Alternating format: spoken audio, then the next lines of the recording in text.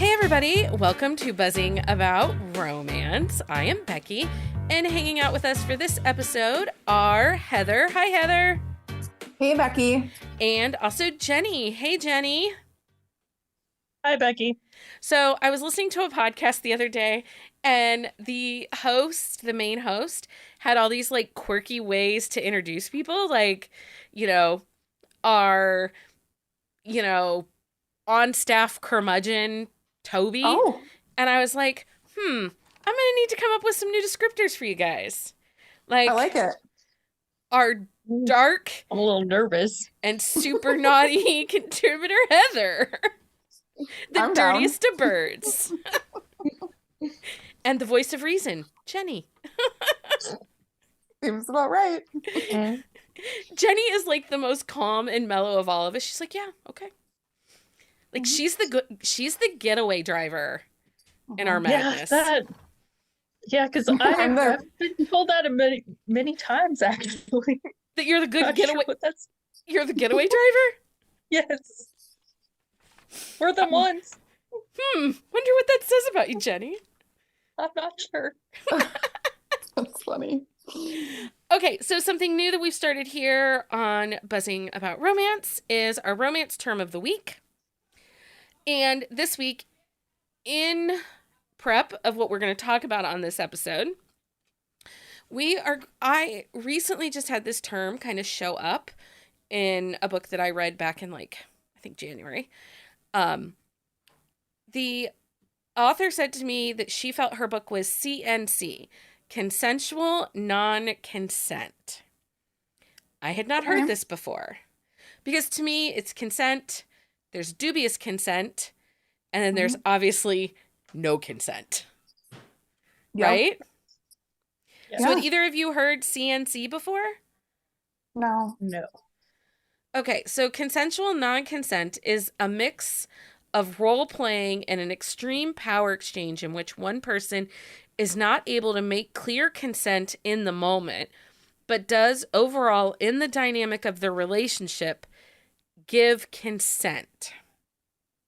So like in like a BDSM relationship where they're in a scene and like they've given consent, they've talked about their limits and they have a safe word kind of thing. Yes, but also, I guess, wouldn't you say maybe that in some of these mafia romances that we might term dubious consent, that it would really be consensual non-consent? Because so I'm thinking of a book, okay, so that Alexius trilogy that we all read, well, not all of us, but Lindsay and I and Tiara read it, that I rage read because it was stupid bonkers. In that book, he goes to her and says, you're down on your luck. I know that you're not surviving this moment. You're poor. You have no money. You're barely hanging on. Come be my wife. And of her own free will, she enters into the home and the marriage. But then he does other bonkers things. And she's in the bathtub in one scene masturbating to what she saw as she watched his brother have sex with someone else. And he comes in and just watches her, doesn't ask permission to watch her, just watches her, and then he starts masturbating with her. That was not consensual masturbation. There was never a question of, is it okay if I watch you? Is it okay if I do this? Yeah, I mean... There's also the scene on the patio with them where he starts, finger banging her on the patio and exposes her to his brother as he watches. And he doesn't say, hey, is this okay? He's like, you watched him do it, so now he's going to watch us do it. And can she say no at any time? That's the question. I think she could. She could walk away from the relationship. But the fact that she walked into the relationship, I would say that was the consent for the overall shenanigans that happen in these 3 books. And then the non-consent part is she hasn't verbally consented to that action. Right. But she's not also not saying it's not okay. Yeah. So Interesting. So I guess, I don't know. Thoughts? Anybody have any thoughts? I learned something new. Right. I'm real old. I don't. And that book is the Alexis trilogy by Bella J. Book 4 in that series comes out next month. Okay. It's And you bonkers. rage read it. I rage read it. I didn't know it was a duet. Oh. Or no, I'm sorry, it's a trilogy.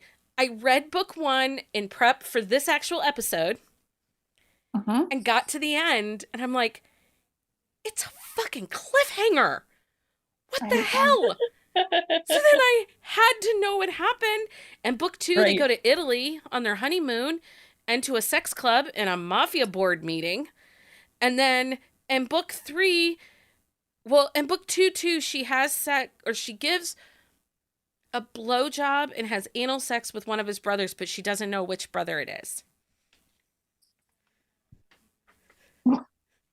What? He has That's a How many lot. brothers has does he have? 4 brothers. 4 brothers. Oh, okay. But only one does she have relations with.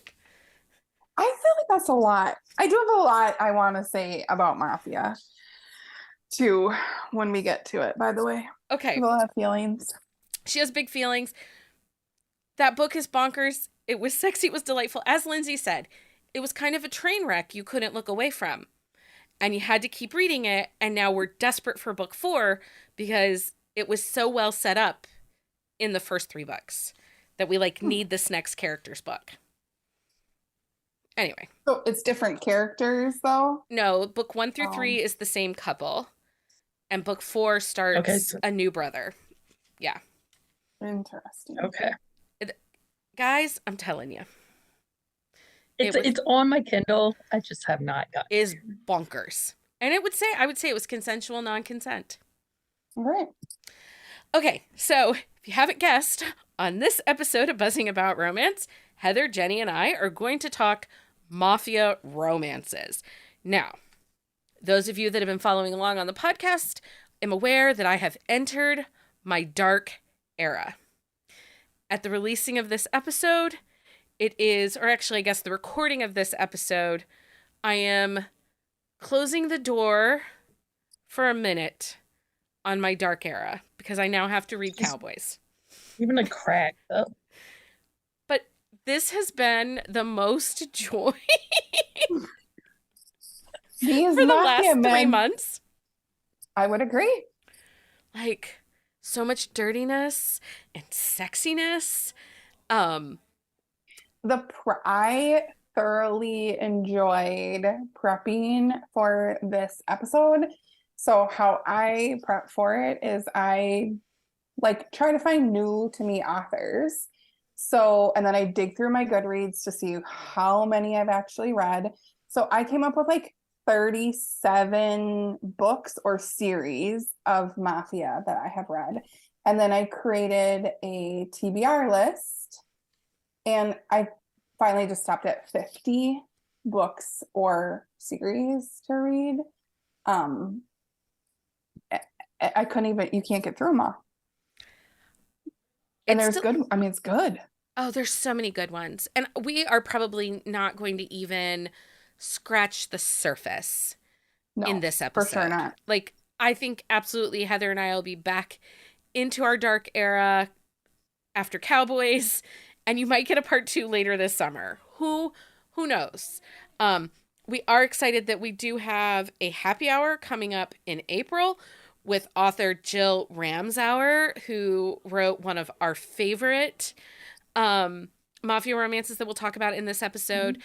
And I'm so excited to chat with her. This series is delightful and a little bonkers, but so well written and a slow burn. And if I'm talking slow burn mafia, had to be phenomenal, right? The writing is very great. It's on my list. I want to talk about it. Okay. I want to give it its due. Okay, so before we get to all of that, let's talk about a couple things that have to do with dark romance and mafia romance. So for this episode, we're going to talk a little about dark romance, but really we are simply focusing on mafia because there are so many different veins of dark mafia or of dark romance that that could be like 17 different episodes. Um, but one of the things that I want to talk about is, first of all, dark romance gets a lot of hate. Um, but then on the other turn, contemporary romance readers say at times, and this has been discourse that's come up on Twitter, it's come up over on Book Talk, where contemporary romance readers will say that dark romance readers judge them because they don't read dark romance. Now, Jenni, as what I would like to term our gray romance reader, I would agree. I would agree. do you feel that we judge you because you don't read the bonkers ones that we read? No, like I was kind of taken back by this statement. Like obviously in our community we are very accepting about like reading what you want, and not every book is for every person. But even like in larger networks like on TikTok or Instagram, like I don't feel like because I don't like the like hardcore stuff, that I'm not as accepted as a romance reader. Yeah, I don't think that there's read what you want. Like, Right. yeah. And I And think, also go ahead, Jenni. also like as I was like looking my books up, so I was reading reviews of what other people thought about some of the books that I preferred in the Mafia. Um, I would see people like say this is like horrible, like super dark, and I'm like, maybe my like ideal of dark is wrong. Like maybe I don't know what dark is. So I don't know. Is it like a Be nice to spicy scale? Like, you know what I mean? Like you right. talk to somebody and they're like, "Oh my gosh, this book is so spicy." And then you read it and you're like, I didn't really think that was very spicy. So there's a Yeah. range of what, and like if somebody says that they like dark romance to me and they're like, "Hey, I want you to recommend a dark romance." I'm like, "Well, what was the last dark romance that you read and did you like it?" Like, I don't want, I think there's a lot of triggers in romance and dark, and I'm not a person who has triggers, so but I also don't want to like trigger someone. So I want to know what they've read and can, they enjoy.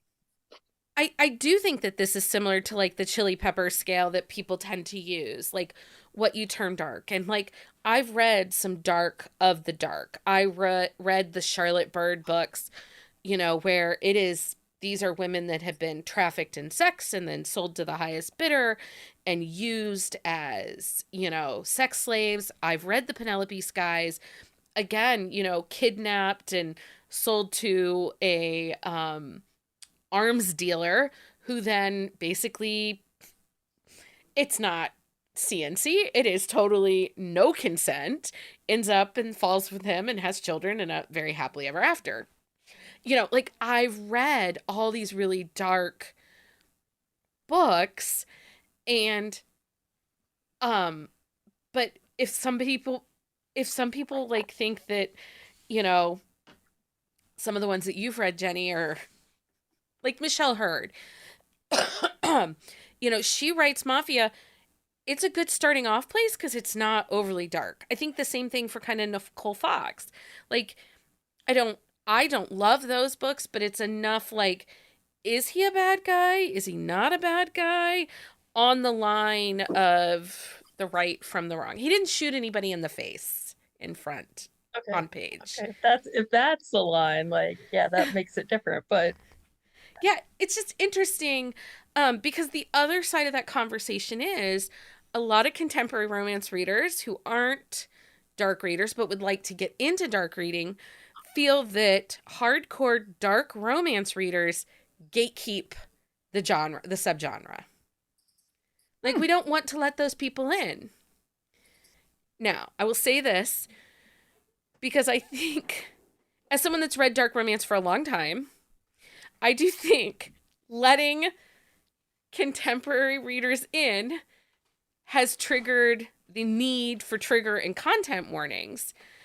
And I didn't have the privilege of those when I picked up my first Penelope Sky. Like, honest, Buttons and Lace, book 1, chapter 1, she's on an island at an anniversary dinner with her boyfriend, who she's so fiance, and he has a gambling debt, and he sold her into sex trafficking.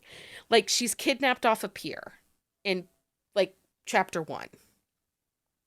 There was no content or trigger warnings in that book when I read it, and I got it from my local library, guys. So, like, Wow. and that was back in like 2016, 2017. So I do think that, and I'm not saying content or trigger warnings are good or bad. That is not what this conversation is about. I just think that as dark romance has become more mainstream and people want to dabble in it, this is how we've ended up with some of these over-the-top content trigger warning needs. And I do think some of them are over the top. I would agree. I think there's a scale, like, you know, they're real bad guys, or they're morally gray, or it's like not on page that you see that they're a bad guy. Like, you know, he's in the mafia, but he like completely leaves the mafia life outside of what you see. Like, you know what I mean? There's like a so guys, it's a mafia book. There's gonna be gun violence. I hope so. I mean, I hope so. I need that. Somebody needs to die.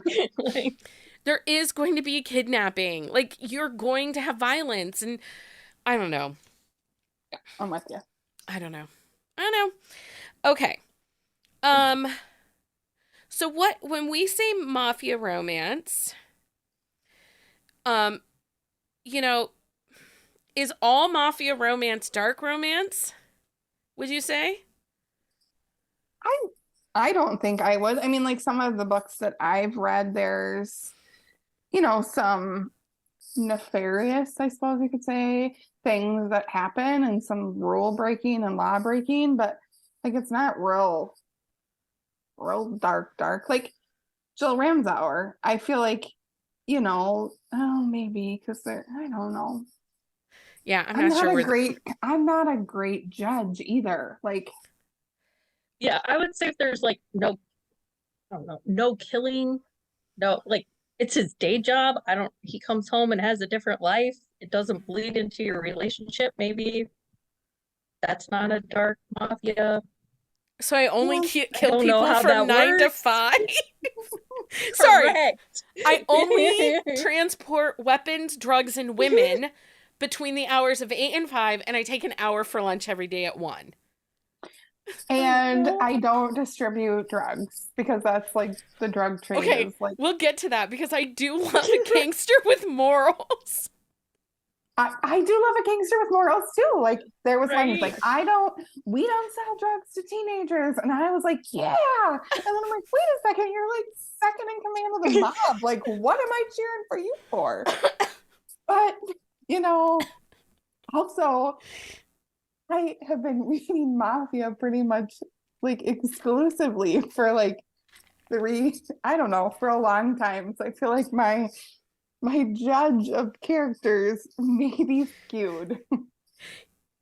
It's fine. It's fine, because I feel the same. What are some things that readers should know before they go into mafia romances? There is something that authors love to do in Mafia, and it makes you want to poke my eye out, is duets. And maybe some people like duets. I am not a fan of a duet, and hear me out. I have a very short attention span. I can read one book about a character or a couple, and then I love if I like hear about them after. Like, you know, somehow they're entangled. Love that. I don't need a whole like couple of books about the same person or the couple. Not a fan. Don't love that. They also kind of like cliffhangers. I'm the opposite, like, because one of my recs is like a saga. Like, it is forever like these same characters going on. And sometimes that's what I want, is like the world building, like the drama, the like, what are they getting themselves into? next type of See, series. we're See, different people and we like We different are. things. So it's not, it doesn't, I just stay away from them and you are like, yeah. So everyone's different. but I feel that a little bit because one of the things that we all know I love to do is machete books. Like, I like Mhm. to read books in the middle of series. I like to skip characters that I don't love. And I tried to read Serena Ackroyd's 5 Point Mob Mm. series. And it starts with Filthy. And I loved Filthy. And I really liked book 2. And I didn't love book 3. It was a second chance, Secret Baby. Just didn't work for me. Book 4 was good. Book 4 was okay. But then she intertwines, hers is a saga. She intertwines books from other series that aren't the 5 Point Mob in and out of the 5 Point Mob, and it's confusing. And if you go and look at the start of that series, it overlaps with a motorcycle club series that she has, Mhm. and you end up having to read from start to where current is like 30 27 books. books. And Yeah, that's that's a a little different. saga, and each book is a different couple, but sometimes the book, you'll get like a part 2 of the couple from book 1. Like, they got a second book in the 5 Point series that, Mhm. like, we revisit them 5 years down the road or something like that, because she needed to move the rest of the characters, the story forward, so we had to revisit them, and he had told her a lie. And anyway, I I don't know. I don't know. So Cora Riley does that. And for me, I really like that, which is funny because I don't love duets, but it was like, so like Dante and Valentina had a book. And then like she released it from Dante's point of view, which was great, like not right away. So I like that too, like further into the series, maybe. But yeah, I'm kind of a finicky, apparently, fickle reader. Um, Jenny, is there anything you think readers should know going into Mafia? Expect some blood. I Mhm. expect some like not always like legal activities. Mhm. I think a couple things that people don't think about either with Mafia is, and we're going to talk about this in our Rex, there is a lot of power exchange in a Mafia romance. You are going in, and likely the hero is going to be the power in the relationship. He is going to have all the control and be controlling. So if you do not care for books that have heavy power exchanges to the effect that the male is the dominant and he controls, like, down to whether or not she gets underwear or clothing or whatever, um you need to be prepared for that. The There's other also a lot of arranged marriages. So girls in the mafia are seen as tools to strengthen the mafia in the sense where they marry their daughters off to strengthen the mafia. So it's a lot of arranged marriages, a lot of age gaps. Sorry. I also think there's a lot of forced intimacy in these books. So if you want natural connections, if you like the organic intimacy that can There's no happen, meet cute here. there are no well, Maybe Sometimes. occasion. Yeah, I could. sometimes there's a Yeah, couple that I had that are kind of meet cutes. Um, the intimacy is not going to be this, even in a slow burn mafia romance, it is not this organic intimacy that happens. It is forced by circumstances because they're a warring family after them. Or there is, um, we read one that was like Polish mafia, and like there's this controlling board, like it forces you to come together to work towards a cause. And sometimes it can feel as if, especially the heroine, is a chess piece. She's being used and moved to block bigger plays. And if that kind of power play, if that kind of intimacy is not something you are even slightly interested or intrigued by, these are likely not going to be for you books. I would agree. Um, yeah, because I would say Mafia is like super dark, dark, rigid BDSM books. Even the Um, lighter ones. Because there's a lot of power exchanging and dominant, submissive behaviors and characteristics. and a lot of Well, virgins too. yeah, yeah. And I'm a person that struggles with like the power exchange, so I want the like female to have like equal or more power. Some of my recs are that, but yeah, it's difficult to find in a mafia book. It is. It absolutely is. Okay.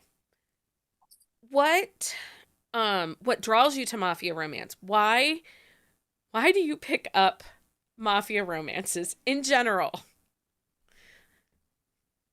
I like arranged marriage, and I don't know why it's fascinating to me, but it is. I don't know. I also have always sort of been into crime, like I've always kind of been into the mafia. The Um, organized crime part of it is fascinating. Like, mhm. especially when they're in that gray area of like Yeah. vigilante, like we're helping people, but it's just not legal. Yeah. Yeah. Yeah, kind of that Robin Hood mentality a little bit. Sarah Yes. Bale writes, she does fairy tale retellings into Mafia, and there's a lot of that Robin Hood feel, you know, Mm. steal from the rich to give to the poor to make their communities better. There's also a lot of gratuitous sex, which, yay. Um, okay. For the sake of this episode, Mhm. we are going to define different types of mafia using these words: Okay. light, dark, bonkers. Okay. Okay? Yep. Um, and we are going to give you series or book recs, and we each have 5, but you might get more depending on how much time we have, because we don't want to. Seriously, Heather and I could be here for like 3 hours, but Jenni says no. Jenni Mhm. says no. Um, so we are going to share if the book is light, dark, or bonkers. We're going to let you know where it takes place, because there is a city in the US that has a lot of crime. There's a lot of mob in this one city. It's not a city you're expecting. Mhm. I think the top city is one city in particular. Um, we're going to let you know the main trope if it's a book rec, the type of mafia, so maybe it's Polish mafia, maybe it's Italian, maybe it's Greek. We will let you know what kind of consent happens in this book. So, we'll let you know if it is going to be um dubious consent, true consent, or there's absolutely never any consent in this book. Um, we'll let you know if it's a family. Is it a DNA type family, or is this more of a found family? Like a group of hooligans that come together to be a mob. With loose family ties. And do the books in the series need to be read in order, or can they be read as standalones? So we are going to let you know all those things. Now, just to be clear, Jenni's Rex are probably going to be the starter pack. Yes, 100%. Heather and I'm I, in the gray. Heather and I, not so much starter pack. We will try Mm-mm. to balance each other out. If Heather gives you all bonkers, I will try to just give you, we're just dark.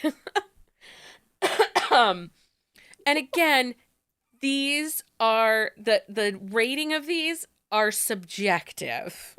We are not an authority. However, I'm pretty sure between Heather and I, we've read almost 150 Mafia books. Correct. So we have a gauge. Mhm. Um, But we also aren't. Sometimes I think like we are not the people that should be giving the book recs. Oh wait, I have a podcast. Um, because my moral code is so gray. Well, in real life, I have a better moral compass, but in my books, I don't really have one. I don't either. But I think that's what I like about Mafia is that I do get to kind of play that dark, seedy crime on the wrong side of the law. Um, there aren't rules. Rules are Yeah, for I mean, suckers. for the love of God, Make the rules. I read in between hockey practices. That's my life. So like clearly Mafia to Hockey Mom is not the same. Not at If all. only they knew what you were reading. Or you could be me, who goes to pick their child up from theater practice. She worked a show recently, The Girl Child, and I was listening to a book through the Bluetooth in the car. And for whatever reason, I just assumed my car was soundproof or that the speakers just go inward and the sound would not vibrate out. He wasn't enjoying a snack of her private parts, and it was very loud. And a dad looked down into my window as he walked past with his small child. And I'm like, hi. Anyway, I guess I turned that down. Anyway, because I'm a dirty bird. I will tell you, listeners, that we are going to avoid some authors that are considered problematic. It is, if you read them and we don't mention them, that's between you, yourself, and I. For the sake of this show, we are trying to provide you with what we would consider good people that write naughty books. Okay. That's my little community service announcement. Because, there are some dark romance authors out there that are popular, that write Mafia, but they're problematic, a couple of them. If you need a list, send me a DM, send me an email. I will happily provide you with a list of authors that, that write Mafia that have publicly been racist or have been an ableist and been harmful to communities and have been bullies. So, and I'm not playing that game. Okay. Who wants to start? Should we start with one from Jenni that's gray? Yep. Okay. Okay. So my first one is Stolen Air by Sophie Lark, which is in the Brutal Birthright series. Right? Yes. And this is where I wasn't like, if there is death on the page, like somebody's bleeding out, is it still light? I'm calling it light because I think it is.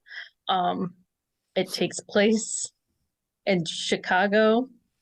Most of it takes place like just outside of Chicago in his like fortress. He has like a gothic castle type place. Tropes would be kidnapping, Beauty and the Beast retelling, enemies to lovers. Miko, the main male character, is in the Polish mafia. Nessa is from the Irish mafia and gets kidnapped by him. Their sexual relationship is consensual. And I would call it like both DNA family and found family, because they intermingle, and Miko's family is more of a patchwork type of relationship. You could read this book as a standalone, but I would highly recommend reading it in the series. The series gets a little darker as it goes on, and if you're looking at reading Sophie Lark's Kingsmaker series, you need to read this series first. The paperbacks are gorgeous, both the original cover and the alternate cover. And one of the alternate cover, the illustrated, has illustrations in the book. Yes, very she did. Yes, beautiful. all of them with illustrations as well. So, Okay, Heather, are you going dark or bonkers with your first pick? I think this is just going to be dark. Okay. So I'm going with Silent Vow by Jill Ramsauer. So you're actually the one who said, yeah, I want to read her. I read the blurb for this one. So he is in the Irish Mafia, and he's like, you need to get married. They're like, you need to get married, and we're gonna marry you to an Italian girl. Here's some pictures of them. So he comes across this one, and she was in an accident, and she was mute. She wasn't talking for like 6 months. So he was like, cool, a wife that doesn't talk, sign me up, right? So it's an arranged marriage to try to tie the families together. It's set in New York City, Irish Mafia and Italian Mafia. She's in the Italian Mafia. There is some on-page violence. There's like an attempted murder and kidnapping. The audio was stellar. So if you are an audiobook fan, I highly recommend this book. So like I said, the heroine is mute, had past trauma. There is I would say consent. It was a slow burn, but there were other acts performed, and like the sexual tension was pretty intense. She's a virgin. You do need to read these in order. I feel like there's like book 1, and then there's like book 1.5. And then Corrupted Union is a character we meet in book 1, and that comes out on April 4th. There's a book, there's a novella? Mm-hmm. How did I not know this? It is, what book? Let me pull it up for you. Okay. Secret Sin. Okay. I need to Pippa. read that. Yeah, you do. It's Pippa. Oh. Yeah. Okay. Okay. Are you done? Did you do yours? Yep. Okay, so I will give you my first of the bonkers Rex. I'm going to go with Vowed to Protect by J.L. Beck, and I believe this is with Monica Corwin. J.L. Beck writes a lot that is co-written. I'm obsessed with J.L. Beck. I'm just going to tell you, like, this deep dive into Mafia, if she writes it with somebody, I'm in it. I found her last year when I read Heaven and Hell, and we all know where I fell into that series. Right, Jenny? Yes. Hell has more plot. Yes, more plot. So Vowed to Protect by J.L. Beck, and I believe it's Monica Corwin. It is dark. I do not know where it takes place. I think it must take place outside Chicago, but she never really talks about where her stuff takes place. It's just a city that's full of crime. Do not go there. Lots of people get kidnapped. So in Vowed to Protect, she is hostage, forced marriage. It is a type of mafia. Oh, she's also a virgin. I think that it's Italian. I think it's an Italian mafia. Consent is dubious. There is a lot of violence on the page in this book. And here's the deal. The girl her dad is widowed, and she's promised to a fiance. And the way this book works is there's a council, and once a year there's basically like a killing season. The Purge, basically. And they go out, and that's the only time you can do crime against the other families unless it's sanctioned by the council. Well, when it is in a time that is not sanctioned by the council, they end their purge with a ball. It's her first outing as an adult. She goes to the ball, and her fiance is abusive to her. He is doing terrible things to her. And so she approaches him. He gives her his card and says, come see me, because he's attracted to her. So she sneaks out of her home. And this all happens in like the first 5 chapters, guys. She sneaks out of her home, goes to his casino, and says, if you kill him, I will bond myself to you. Like, if you kill my fiance, I will be whatever you want me to be. And he wants to own her. But he never hears back from her. And so she sneaks back into the house. And when she sneaks back into the house, her fiance is waiting for her. And he has beaten the hell out of her cousin companion. and and then he does terrible things to her. He does not rape her, but he does terrible things to her. So it's violent. Like in the first 5 chapters, violent. But then he kidnaps her, saves her, and takes her home. Anyway, there's a lot of breeding kink in Mafia. They want to see that baby in your belly. This is a duet. It's a 6-book series, but it's a duet, and then they do the other some other people. Yeah, and book 2, bonkers. Anyway, it's the Duvet Crime Family, book 1, and this is in KU. Jenni, what's your next rec? Sin series by Emma Slate. The first book is Sins of the King. And this is the one I was talking about, is like a saga. And I said that it was light, and then I was reading the reviews and I'm like, is it bonkers? I don't think it's bonkers. Maybe it's dark. Ray-ish. That's the place I like to stay, so we're gonna go with that. The first part takes place in the US, but he's in the Scottish Mafia. And I hear that the narrator has a Scottish accent for those who listen to audio. The first book, she is sold, not really sold, her brother has incurred a large debt and has decided that she's going to pay the price for his debt. And she works at this speakeasy place that is owned by the main character, and learns that he's not just a bookie. But she becomes a very strong family, female lead. And so Scottish Mafia, as the story goes on, like I said, it's a very saga-like.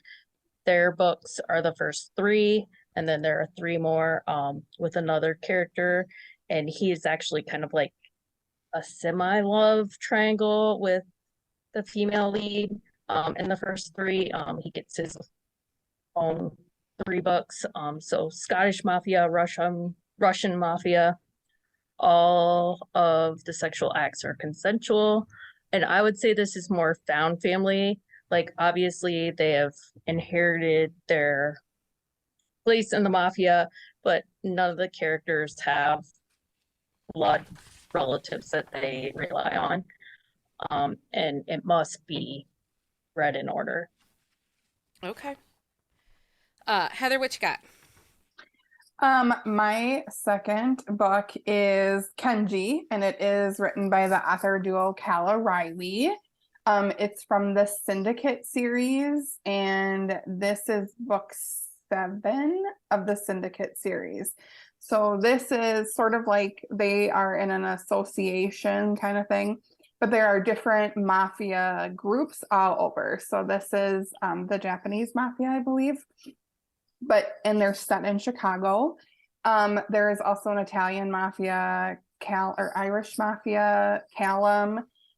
So then there's a Russian section, and they all have their books. I think they said each mafia group is going to get 2 or 3 books in this series. So Kenji is the second in command. He was this very quiet character the first time that we met him.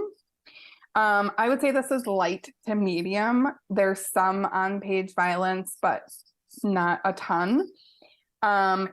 It is, like I said, set in Chicago. This is in Kindle Unlimited. It's a very touch her and die kind of vibe. I want to say enemies to lovers, but banter partners to lovers, workplace. He's her boss. She runs the strip club. He saved her. She was living on the streets. There's some stuff. He's a dirty talker, and totally here for it. There's consent throughout the whole book. I feel like you would need to read Kai Harukai, so you could meet Kenji. But to be honest, you're going to want to read all these books. They're really, really great. And the authors are super sweet. So highly recommend. Okay, what did you term those? Just as gray? Dark? Light? I would say light to medium gray. Yeah. Okay. Yeah. I am going to go with Casino King by Rebecca Gannon. This is dark. Takes place in Atlantic City, which I think is phenomenal. We do not get a ton of books in Atlantic City. And when I think mob, I think Atlantic City. Right? There's a lot of money going through there. Boardwalk Empire? Like, come on. So this is an instant connection romance. It is Italian mob. There is absolute consent in this book. It is a DNA family. It is part of the it's book 1 of the Carfano family. And it is in KU. And I would say that if you are reading light Mafia and you're like, I wonder what a little dark would be like, this is an absolute great place to kind of make that skip over. Because he does shoot someone in front of her that she kind of loved. It was her bodyguard, but he made a mistake. He fucked up. And so, you know, you do the crime, you do the time. That's just the way there is. Anyway, Jenni, what you got next for us? My next one is Broken Rain by Ava Harrison. It's a standalone in the Corrupted Empire series. It's also in KU. I would consider this light. It takes place in New York. Tropes would be adversaries to lovers. Like, they're not really enemies to lovers. They're in a weird relationship. And she's a lawyer and gets hired by him. We don't really know their mafia connections until you get further into the story. It is New York mafia, consensual, found family because neither one of them have any DNA family left, and it's a standalone. Okay. Heather, what you got? What are you going with? Dark or bonkers? I'm going, I said medium, but I think this is dark. It is the Innocent Bride series, by Misha Stone. I'm going to talk about Corrupted Innocence book. So these are in Kindle Unlimited, and Misha Stone, this was a surprise author of our deep dive. Like, I have never heard of her. Me, and you were like, "Hey, did you read her?" And I was like, no, I need to." So this is Russian mafia in New York. Her brother borrowed money from the Russian mafia, and like on a whim, he goes with these guys to collect her brother's payment. And he's like, hi. And she's like, she doesn't have the money. So she's like, all right, well, in exchange, you take me for his money, don't kill him. And so he ends up being like, cool, like I need a date or whatever. So she owns a deli. It kind of turns in a little bit of a messed up, and his family ends up like falling for her. She's very sweet. There's some spanking and some rough sex. So I would say maybe dubious in consent. When you say read in order, she just has a lot of books, and I just sort of dove in and then kind of went crazy. And so I don't know if I read it in order. I don't know if I read it out of order. But book 2 was also very good. I really liked this series.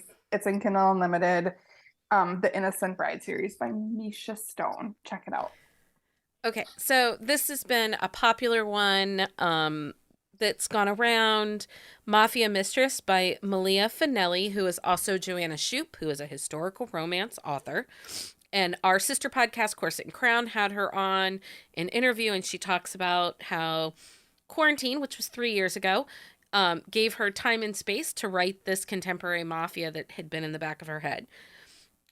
This takes place in Italy, and there's not a ton of mafia that takes place in Italy. Mm-mm. So this takes place in Italy. It is a forced marriage. It is Italian. I'm going to say consent is dubious on this, guys. It is book 1 of the King of Italy series. It is an age gap. He is a daddy. It is book 1 and 2 are a duet. Book 3 is the villain from book 1 and 2. It's him married to the heroine of book 1's sister. I love when they make you love the villain. I will be honest, when book 2 in the series came out, I could not read it. It is very, very violent. And it was right after one of the I want to say it was last May. It was right after the Uvalde school shooting, and it was just, or maybe it was June. It was very close to that time, and it was too violent for me at that time. Yeah. However, book 4 in the series has come out just recently, and it is a male mafia. And it is the hero from book 1. So in book 1, the heroine is engaged to the hero's son. But the hero's son is gay. And dad knows it, but he's also attracted to the heroine. And he ends up saying, never mind, you're not marrying him. I'm not forcing this marriage. You're going to marry me, and you're going to fuck me right now in the goat barn. Like, it's naughty. You guys, it's so naughty and dirty. So much dirt. Anyway, it is in KU. 4 books, but like I said, the first 2 books are a duet. Anyway, Jenni, what you got next? Shattered Vows by Shane Rose. We did a quick shot. Becky and I did a quick shot on this. It's light. She markets it as light. It takes place in Miami, Florida, but she lives in like this small surfer town outside the city, I would say. Almost to the Keys, like you're talking the bottom of like, Florida. Yeah, it's a one-night stand that ends up being arranged marriage of convenience, because she has some say in whether they get married. Opposites attract. He is part of the Italian mafia, consensual, and both DNA and found family, because his family is a big part of the book, but she has lost her last DNA relative. And it can be read as standalone, but it is a series starter. Yeah. Okay, Heather. All right, so this is a 3-book series. You are going to want to read it. There's 1 book per couple, but it's a set of 3 friends. It is called the Russian Sinners series, and it is by Ava Winters. It is in Kindle Unlimited. I would say dark. There's murder, kidnapping, on-page violence. So like I said, there's 3 friends. So these 3 American girls are over in Russia, and they're like kind of like their last summer of freedom. A couple of them have arranged marriages. There's some stuff happening. They're kind of like pawns in their family, like whatever. One of them gets kidnapped, and the dad contacts these 3 guys from the Russian mafia to help them, help find the one that's kidnapped. And they all kind of tie together. They're 3 friends. Like I said, the females are friends, the heroines, and then the heroes are in the Russian mafia, but they were kind of like from the orphanages, and they grew up together, and they are like found family. There's some deception and kidnapping, virgins, touch her and die. I don't know, it's been a while since I read it, but it's one of my favorite series. I think consent is there, and I feel like it needs to be read in order. And I will tell you that once you read book 1, you're going to want to read book 2 and plan on just reading book 3. Highly recommend. Okay. My next rec is Savage Vow by Zoe Blake. This is borderline dark bonkers. It starts in DC and then it goes into Chicago. It's an arranged marriage, but there is primal kink. It's the Bratva is the family, the type of mafia. This consent is dubious. And it's the Ivanov Crime Family series. It is in Kindle Unlimited. The setup of this book is basically her parents are like adjacent to the mob, but they're not in the mob. They're more like politicians and high standing socialites, but of Russian origin. Her best friend's family is Russian mob, like the head of the Russian mob. And her father owes money, so he sells her into a marriage with him. He is her best friend's older brother. And she does not want to marry him. She knows he's very controlling. She knows what a marriage to him will look like. So she and her other best friend, not the sister, but the other best friend, run. And are on the run for 2 years. And for 2 years, the hero has been chasing her down. And he chases. And he chases. And finally he finds her in Chicago and is like, "You're mine." So there's a little bit of like kidnapping, forced proximity. It's delightful and dirty and I highly recommend it. Just read the book. Okay, Jenni, number 5. Dark Russian Angel by Odette Stone. This has like a small overlap with her Vancouver Wolves hockey series, which I know some people in the community really liked. It's Vancouver Mafia #1 and KU. All my books have been KU except for the Sin series. It's definitely light, takes place in Vancouver. Tropes would be reluctant protector because she witnesses something she shouldn't see, so he's like, you go like under my protection, and then things happen as they do. Opposites attract. She is a virgin heroine, Russian, as the title would imply. It's consensual sexual relationship, but he's the one that's reluctant because he doesn't want to take her virginity. He's like doesn't feel like he should darken her. I would say found family, series starter, and it's beneficial. If you're gonna read the second book in the series, you need to read the first book in the series. And if you like hockey romance, read the Vancouver Wolves first.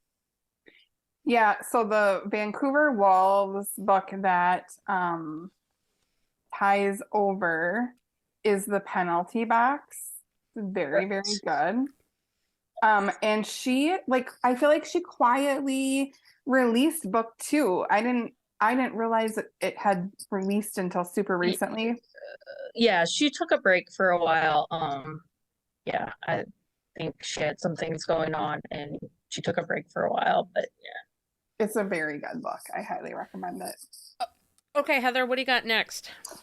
I have the Valverde Mafia by BB Hamel. So I actually just found BB Hamel like this week, I think. And I think I've read 6 or 7 or 8. I've lost track. Is it only Wednesday? Okay, I know. I'm on spring break. So this is I'm going to talk about protective vows. So it is, I feel like I'm going to go bonkers. I think it's bonkers. It's dark. It's really on page. Violence. It's the Greek and Italian mafia. It takes place in Greece and in New York and in LA.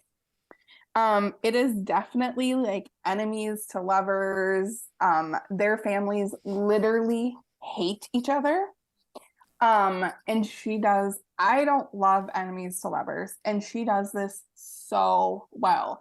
He is basically sent to Greece to kill her, and he comes across her and is like, yeah, I'm not gonna kill you. I'm like gonna take you.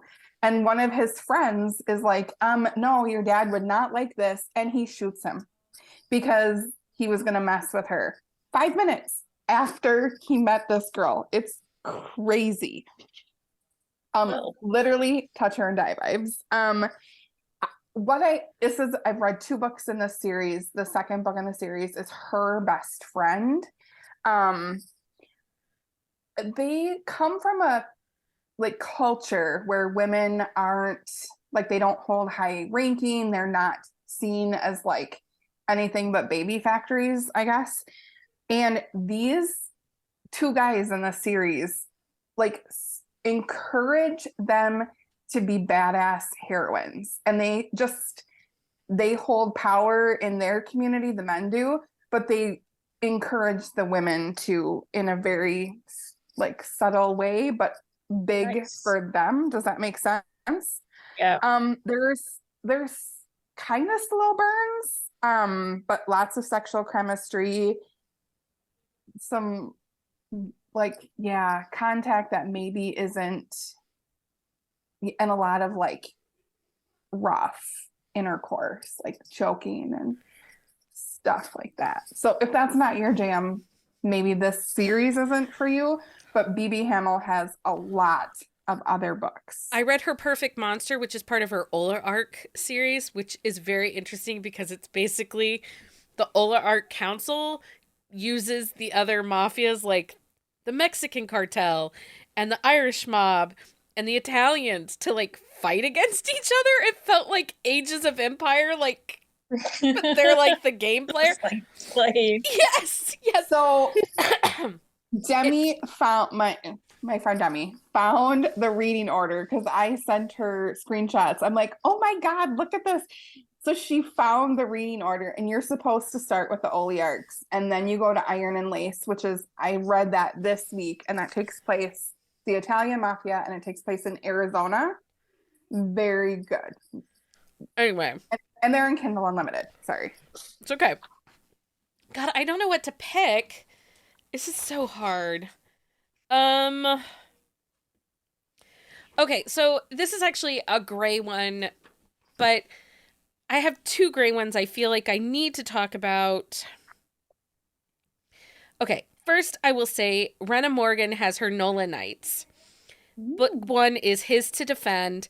This is a lighter age gap, instant connection. This is the Russian Bratva, and there's absolute 100% consent. Book 1 is also a single mom, and she's a badass. And these are, again, I think these are books that are going to fall into what like Jenni likes, where there is definite consent and the power is equal, and actually it's more of the female are the queens and they worship at their feet.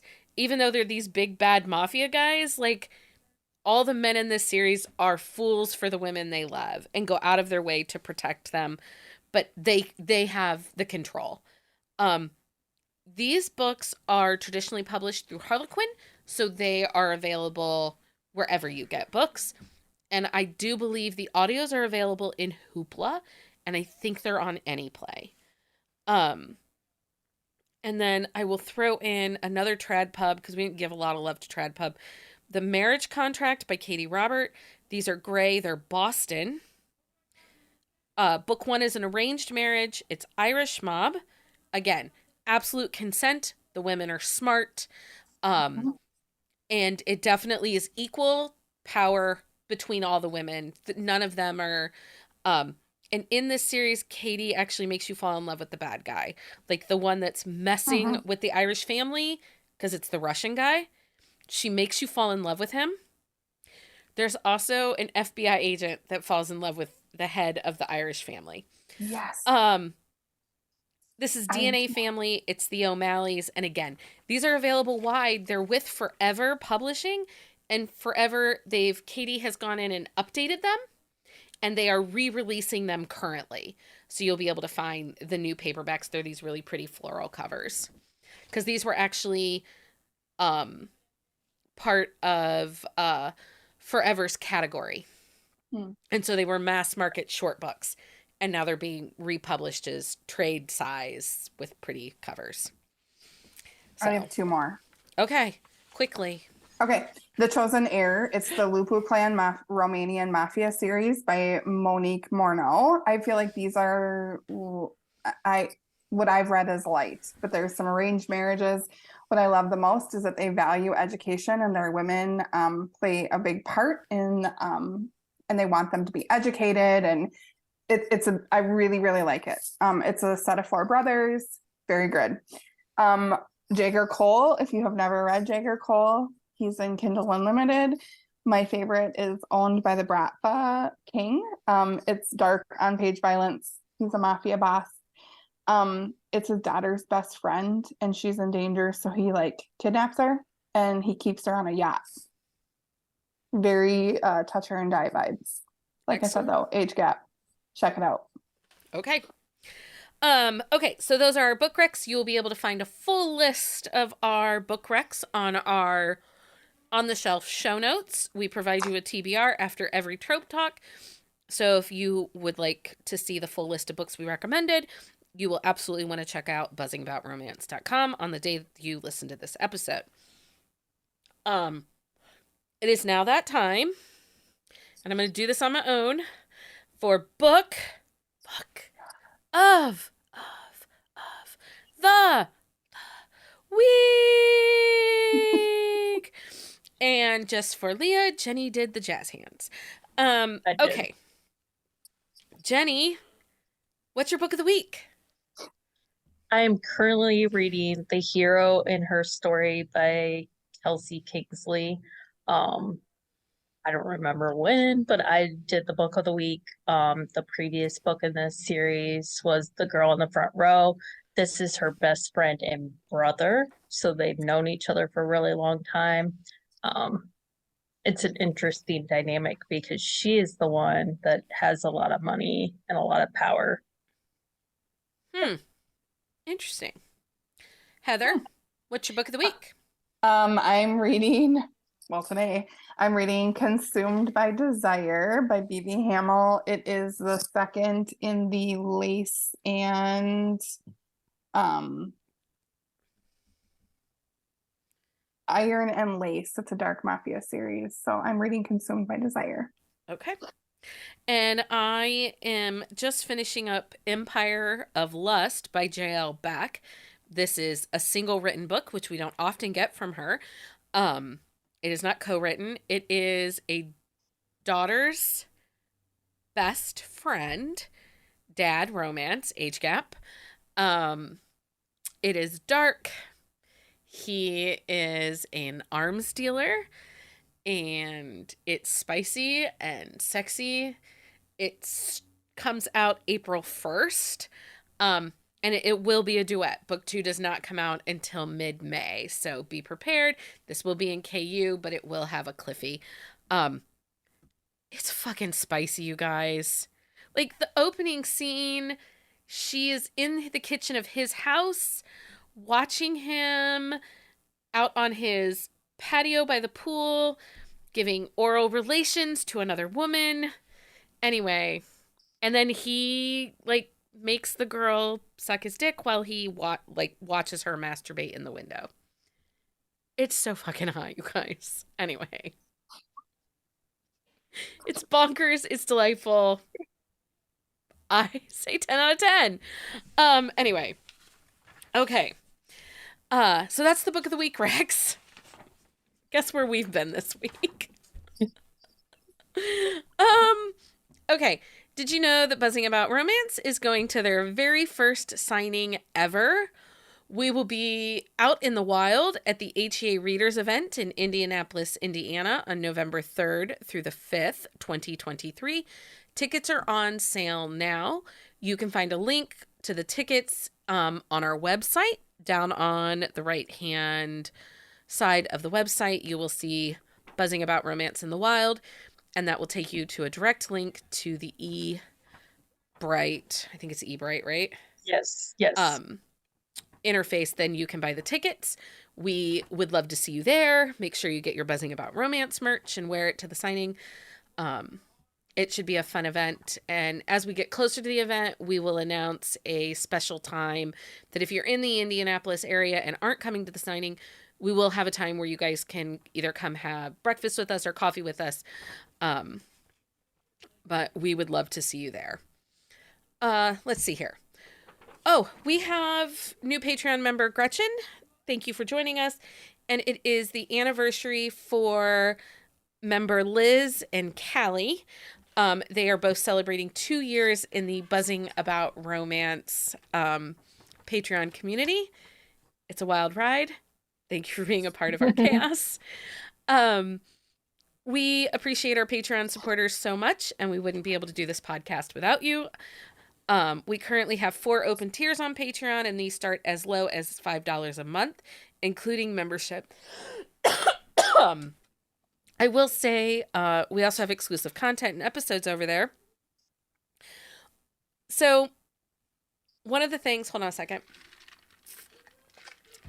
One of the things we've talked about on Patreon or with our Patreon is goals. And Patreon is doing away with the goals. But we still have goals. So if you sign up for Patreon and you don't see the goal and you're like, Becky, why aren't you talking about the goal anymore? Over on Patreon, you cannot see the goal.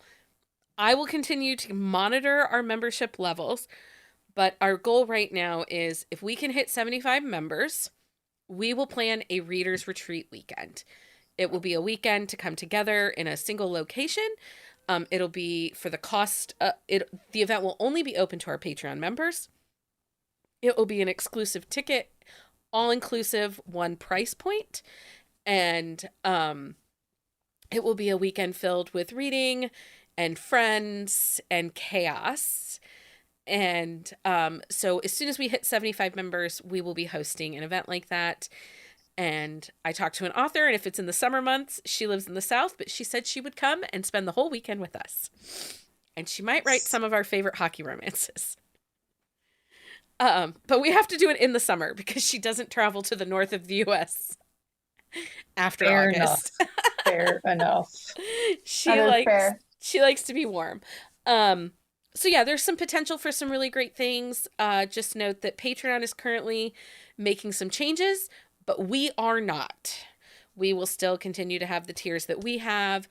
The Discord interface is changing a little bit, so just be aware. If things are changing, do not worry. We are still here, and we still need your support over on Patreon.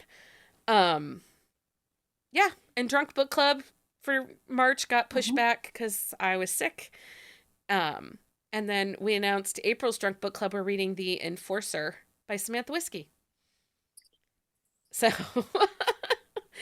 hockey romance. And everybody will be there. It'll be a great time. Heather and Jenni, thank you so much for reading Dark Romance, for reading all of the crazy Mafia romances, and talking about them with me. I appreciate it. I loved it. It was my favorite.